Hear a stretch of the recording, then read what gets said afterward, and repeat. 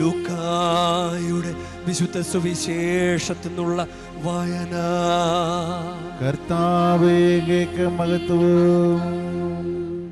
അക്കാലത്ത് സംഭവിച്ചതെല്ലാം കേട്ട് ഹെറോദേസ് രാജാവ് പരിഭ്രാന്തനായി. എന്തെന്നാൽ യോഹന്നാൻ മരിച്ചവരിൽ നിന്ന് ഉയർപ്പിക്കപ്പെട്ടിരിക്കുന്നു എന്ന് ചിലരും, ഏലിയ പ്രത്യക്ഷപ്പെട്ടിരിക്കുന്നുവെന്ന് മറ്റു ചിലരും, പണ്ടത്തെ പ്രവാചകന്മാരിൽ ഒരുവൻ ഉയർത്തു വന്നിരിക്കുന്നുവെന്ന് വേറെ ചിലരും പറഞ്ഞിരുന്നു. ഹെറോദേസ് പറഞ്ഞു, ഞാൻ യോഹന്നാനെ ശിരച്ഛേദം ചെയ്തു.